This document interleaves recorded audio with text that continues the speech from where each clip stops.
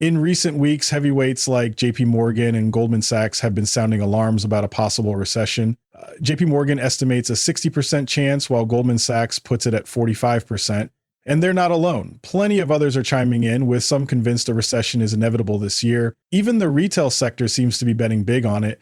But here's the thing. I've consistently said on this channel that the trade war and tariff talks are being blown way out of proportion. Despite the noise, I remain incredibly bullish on risk on assets this year, especially crypto. In this video, I'll break down exactly why I think the narrative isn't as grim as it seems and back it up with data to support my views. So grab a coffee, get comfortable, and welcome to the channel. If you're new here, I hope you enjoy this enough to hit that subscribe button. Let's talk about crypto. The market cap is hovering near $2 trillion, $700 billion, 0 cents. And while it's been consolidating for a while, the big players are holding steady. Bitcoin is trading around $85, 0 cents K. XRP sits at $2.08, and most assets are showing stable gains over the past week. Many of the moves we're seeing in the market right now are simply rebounds from previous lows, which you're likely well aware of. But let's talk Bitcoin for a moment. Looking at the past month and even zooming out to the past year, Bitcoin hasn't seen any meaningful gains since January 19th. That's right, more than 3 months of back and forth sideways action. The same goes for XRP and much of the broader crypto market. Altcoins, Bitcoin, you name it, we're all stuck in this monotonous cycle. But here's the catch. What we're witnessing isn't just stagnation, it's consolidation. And while consolidation can feel painfully slow, it often sets the stage for significant price action. Historically, the longer the consolidation, the more explosive the breakout. Take Bitcoin as an example. Back in 2024, Bitcoin hovered between 70,000 0 cents and $55 0 cents for about 6 months, a seemingly endless sideways grind. But patience paid off. After 8 months, Bitcoin surged from $55 0 cents to a jaw-dropping $109 0 cents at its peak. So while we're stuck in the chop for now, remember, the quiet before the storm often leads to the loudest roar. Let's talk about these price levels. Some were slightly lower depending on the candles, but it's important to understand how much consolidation we've seen before that massive surge to the upside. That move was huge, and now we're stuck in the same pattern, chopping sideways for about 3 months. Why does that matter? Because the longer we range, the bigger the breakout when it happens. Once we smash through $110 0 cents K, don't be surprised if Bitcoin rockets to $150 0 cents K in no time. It'll be fast. Alongside that, I expect Bitcoin dominance to take a sharp dive, a major shift we haven't seen since 2021. As for altcoins, it's not their time yet. We're still firmly in a Bitcoin-driven market, but when the tide turns, you'll want to be ready. For now, all eyes are on Bitcoin and the massive move forming right in front of us. This is why I'm keeping an eye on market dominance and waiting for altcoins to pick up some serious steam. For now, the altcoin market still feels a bit sluggish, tethered tightly to Bitcoin's movements. And let's face it, Bitcoin hasn't exactly been thrilling over the past month. Without those big swings, we're not likely to see much action elsewhere for now. But here's the kicker. I think we're close, really close. So let's dive in and talk about why that might be. First up, the big news on the recession front. Kevin Hassett, the new director of the National Economic Council, confidently claims there's 100% no recession coming in 2025. Bold, right? Does this mean we can all relax and cross recession worries off the list? Not exactly. Instead, we're going to take this statement and stack it against the data we've got to support a different view. No recession hitting this year. Intrigued? Check this out. Real quick, are you expecting a recession this year? 100% not. 100% not. If you look, let's break this down. When you really think about the trade war, the endless tariff talks, and all the recession fears swirling around, it's clear something big is brewing. The global slowdown is becoming hard to ignore. And honestly, when certain goods stop moving, supply chains get hit hard, creating ripple effects across industries. I just heard someone say it's going to feel like 2020 all over again, where getting essential items might be a nightmare.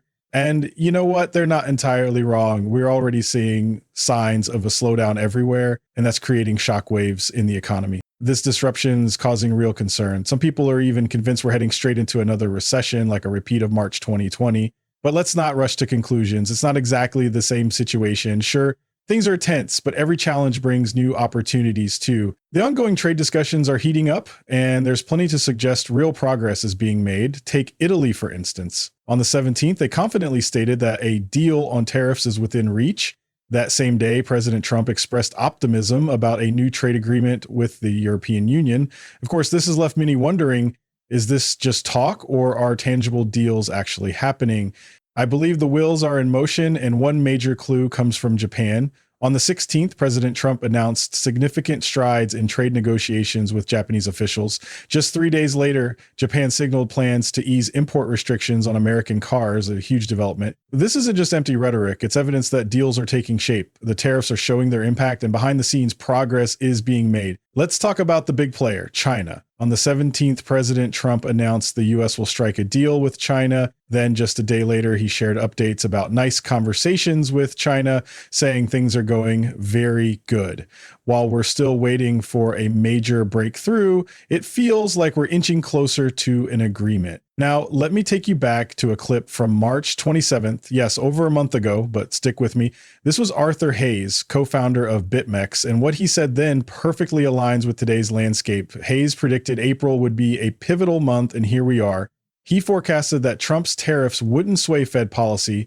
Instead, he claimed the Fed would keep the money printer humming, ushering in a new wave of liquidity and fueling market growth. The signs are aligning. Could Hayes have nailed it? Check it out. Going to do on tariffs? Is it going to be reciprocal tariffs or a 20% tariff on everyone? He said, we believe that the inflationary aspects of tariffs are transitory, which basically means, let's say that Trump goes full 50% tariffs or some ridiculous number, and that causes domestic inflation in the U.S. as prices rise. Powell says, no, that's not inflation. We can still continue to ease conditions because we believe that is a transitory effect. That is not a long-lasting measure of inflation, and therefore we are within our mandate to continue to ease monetary conditions. So tariffs don't matter anymore to Powell, and they shouldn't matter anymore as crypto investors. If Trump does 50% or he does 2%, it doesn't matter because we know that Powell's going to continue to provide the monetary conditions, the easy monetary conditions that we need to have our portfolios go up in value in fiat dollar terms.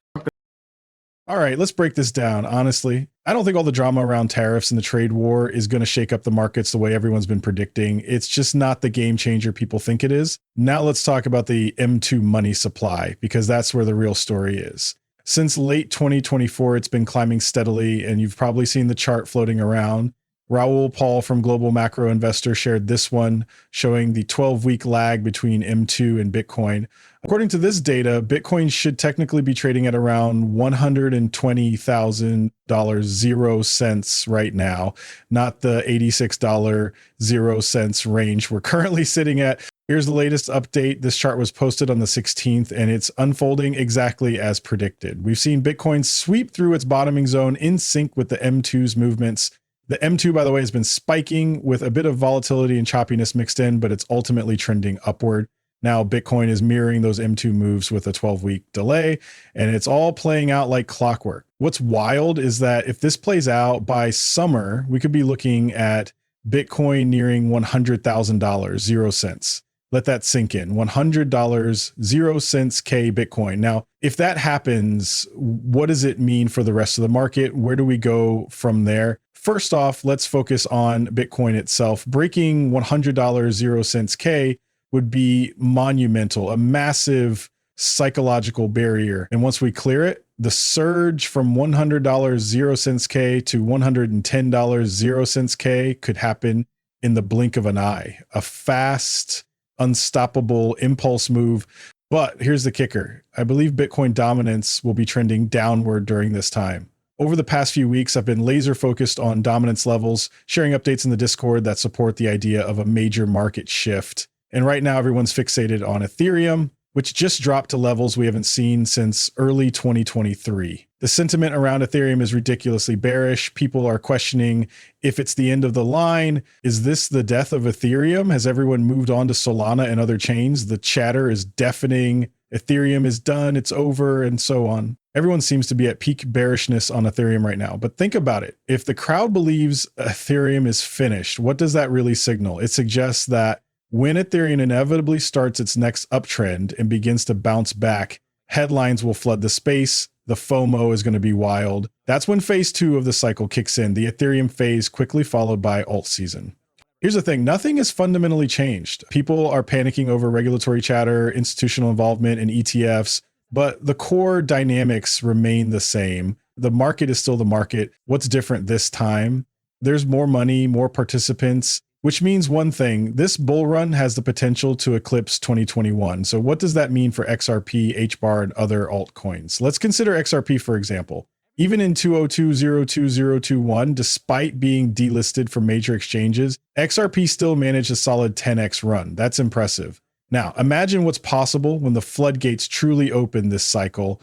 Picture this. It's the middle of a lawsuit and XRP is thriving. Today's XRP isn't just stronger, it's 10 times more bullish than it was back in 2020 or 2021. Let's break this down. Right now, XRP is trading at a fully diluted value of $209 billion, 0 cents, with a current market cap of $122 billion, 0 cents. Now, let's rewind to November 2021, when Ethereum's market cap soared past $550 billion, 0 cents. Here's where it gets interesting. If XRP dethrones Ethereum, and the chances are high, it could completely change the game. Historically, the second largest crypto asset tends to hold around 50% of Bitcoin's value, with Bitcoin eyeing a $2 trillion 0 cents market cap again. Wouldn't it make sense for the second largest crypto to hit around $1 trillion 0 cents by the peak of this cycle? That puts XRP in a prime position. If XRP does take the 2 spot, matching that 50% ratio,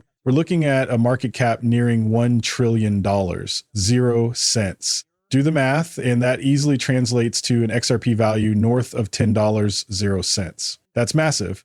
And that's just XRP. We haven't even touched on other altcoins yet. This entire space is primed for massive growth in the coming weeks and months. If we take a moment to reflect on the top 10, back in the 2021 cycle, its total value hovered around $30 billion, 0 cents.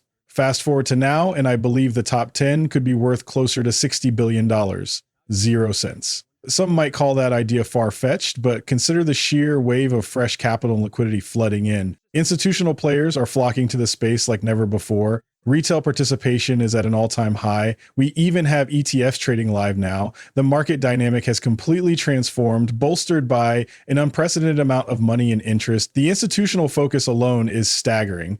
With all these factors in play, I genuinely believe we won't stop at a $3 trillion 0 cents market cap. I don't see us stopping at $4 0 cents, $5 0 cents, or even $6 trillion 0 cents. Honestly, I think the peak could hit somewhere around $7 0 cents to 10 trillion 0 cents. The weeks ahead will tell the story, but here's the thing. When I look at the bigger picture, it feels like everyone's overreacting to the trade war and tariff debates. People are getting way too bearish right now, and frankly, this doesn't seem like the time for that mindset at all. Anyway, I hope you found this video helpful. If you did, don't forget to drop a like, subscribe, and turn on notifications for more free content. Appreciate you watching, and I'll catch you next time. Peace.